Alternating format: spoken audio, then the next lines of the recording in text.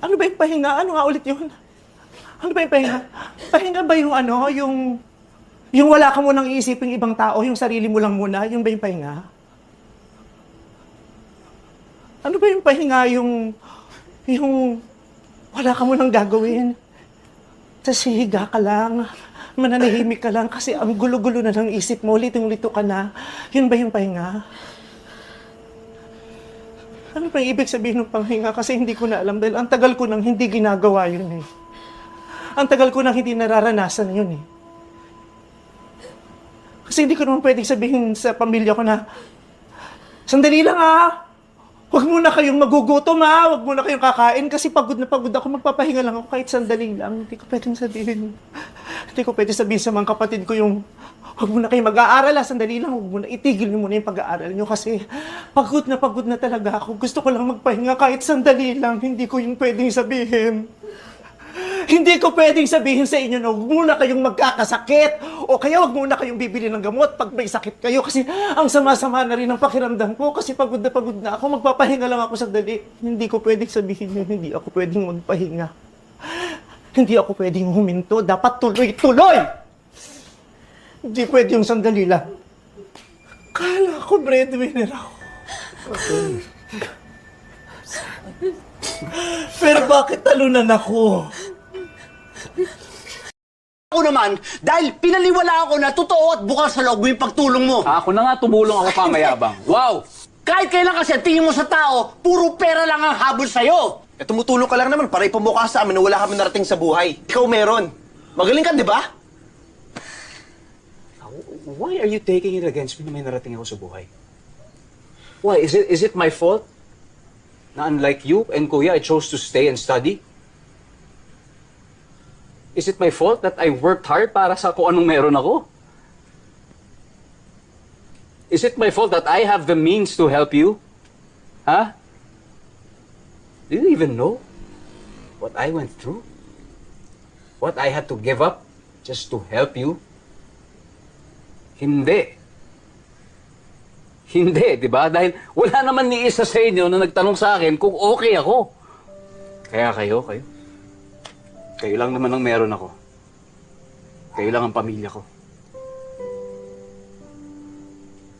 But why is it that you always make me feel that I am the enemy? Not a brother. Not family. Sige, ma! Kampihan mo na naman yan. Kampihan mo na naman yung anak mo. Kasi gano'n naman palagi siya yung pinapaboran niyo eh. Yun ang alam mo. Kasi yun ang totoo! Ano ba gusto mo, Brad? Ewan ko! Para matapos na yung galit Ewan mo sa ko! akin. Siguro sama lang ang loob ko. Kasi palagi mo na lang kami pinapaasa eh. Tapos wala. Lagi kang nakangako, tapos wala. Kaya ako muna. Kuya kay Leo. Tatay kay Jerry. Tauhan sa letyunan. Kayanin mo, Brad. Kayanin mo kasi kaya mo. Kasi ikaw yan eh. Ikaw lang yun nandyan eh. Lumay na. Ang aga kong tumanda. Nakakapagod lang.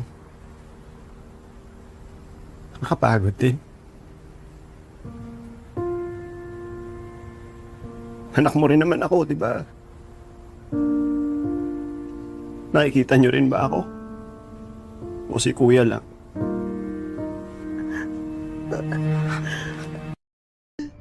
Pero bakit parang galit ka? Pero bakit kasalanan ko? Parang kasalanan ko.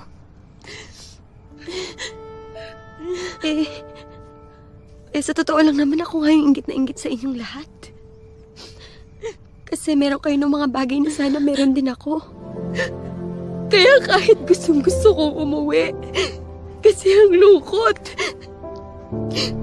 Ang hirap-hirap mag-isa. Miss na miss ko kayong lahat. Pero lahat yun tiniis ko. Nagpakatatag ako, nagpakatigas ako kasi kailangan ko. Pero hindi dahil matigas ako, wala na akong pakiramdam. na hindi na ako nasasaktan. Nasasaktan din ako. You're the most responsible, the strongest, most independent among your siblings. Akala ko kaya mo ng lahat. I admit na minsan nakakalimutan kita. That's because I thought hindi mo na ako kailangan. No! You're wrong!